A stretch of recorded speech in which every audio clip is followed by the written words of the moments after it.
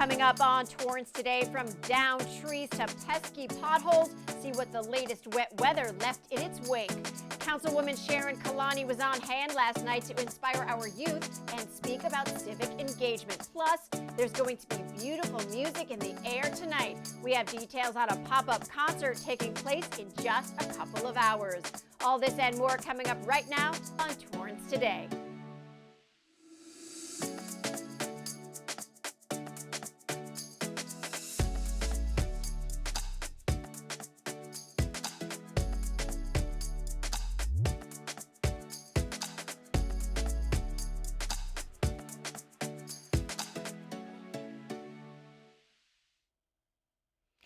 Welcome to Torrance Today. I'm Leslie Robbins. It's 4 p.m. on Wednesday, March 22nd. I hope you're having a great day so far. Thank you so much for joining us. Here is our first story.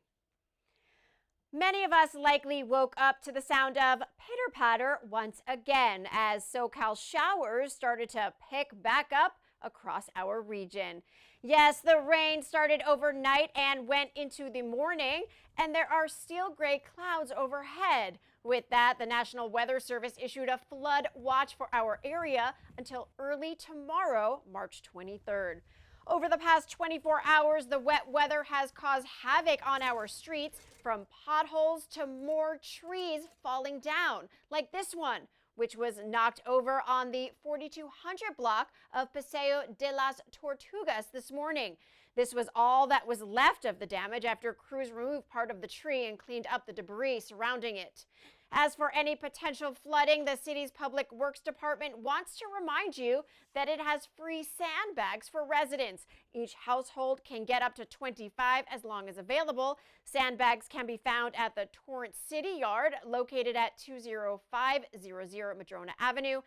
Anyone needing them should bring a valid ID or a Torrance utility bill as proof of residency. And of course, there is always a bright spot after a storm: rainbows. Check out this beautiful one that greeted morning commuters in midst of the rain. Our city's Youth Council held its annual forum last night, and it featured a special guest. This is the most amazing group of young people. They're community involved, they're civically engaged. You could hear all the excitement going on in the background, and they're just doing such a good job for our city and making sure that as a council and as a city, we understand what's important to the youth of our city.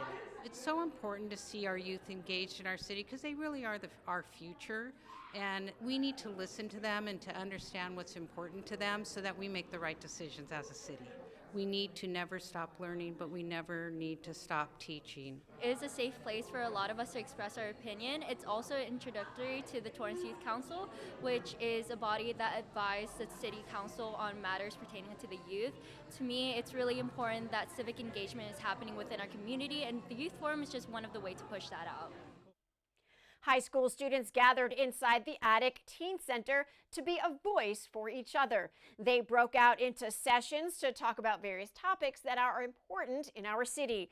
Council member Sharon Kalani spoke about the importance of civic engagement and recognized the hard work that Youth Council is doing. The Youth Forum is held every year, and all high schoolers in Torrance are welcome. Well, how about some live music? Head on over to the Del Amo Fashion Center tonight for an inspiring musical performance.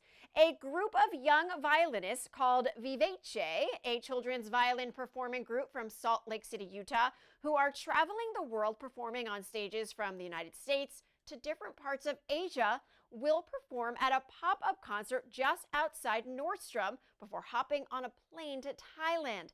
The group consists of 22 boys and girls between the ages of 10 to 17. The free concert begins at 6 p.m. at Nordstrom Court, which is located outside of the department store on the lower level. There's an important class coming up this week for those getting ready for motherhood, or for those who are already a new mom.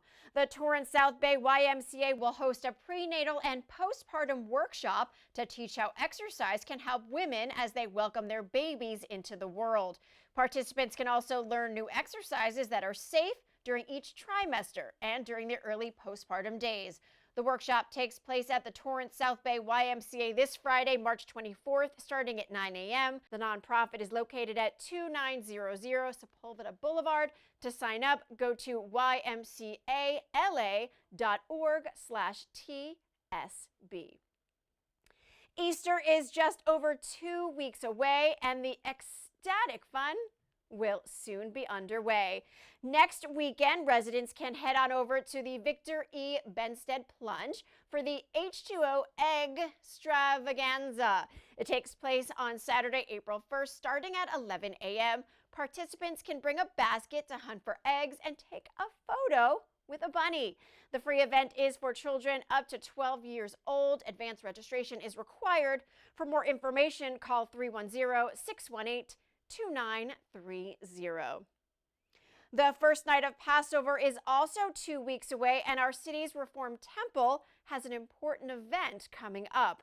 Temple Amet and Rabbi Cantor D.D. Thomas will hold a kosher Seder on the first night of Passover on Wednesday, April 5th at 6 p.m. in the Temple's Social Hall. This ritual meal will include a full menu and celebrates the biblical story of the Israelites escaping from slavery in Egypt. All are welcome. Temple Amet is located at 2051 West 236th Street. For additional information, contact the Passover chairperson, Judy Fradkin, at judy@templeamet.org. Local artists can enter a contest that allows them to leave a lasting mark in Torrance. Designers of all levels can submit ideas for the city's logo design competition. Organizers are looking for a new image that will better identify our city's balance of residential, industrial, and commercial sectors. The design may be used on the official city website, social media, vehicles, and more. The contest is open to artists of all ages, although those younger than 18 must have a parent or guardian's consent.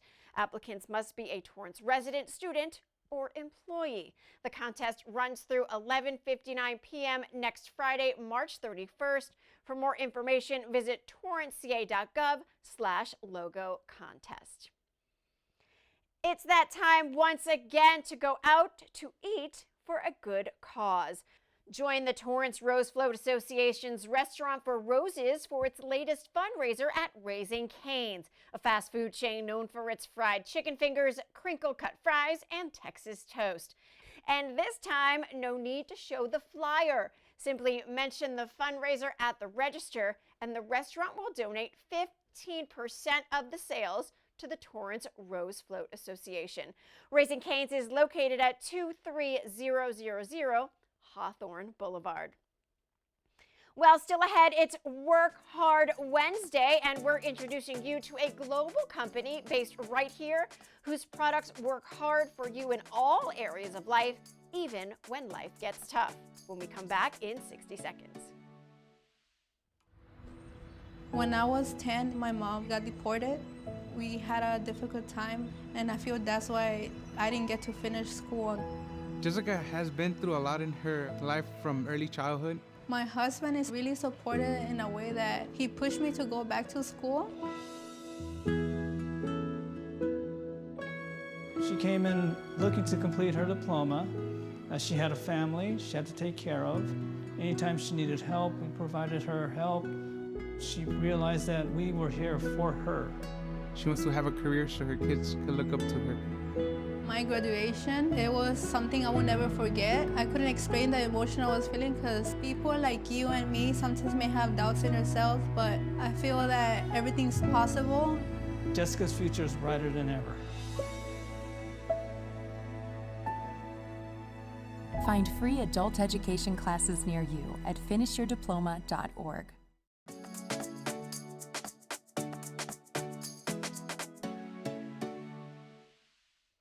At the end of every episode of Torrance Today, we want to share a positive story that fits the theme for the day.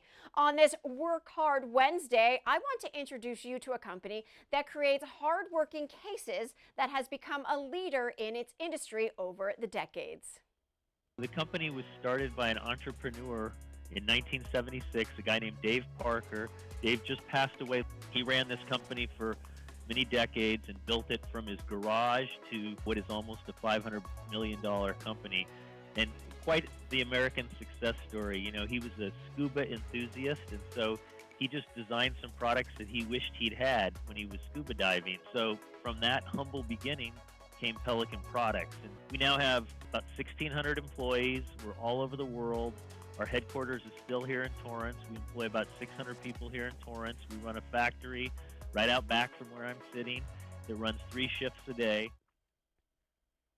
Pelican Products creates high-performance cases for handheld devices, for rugged outdoor gear, for the TV, film, and aviation industries in temperature-controlled packaging.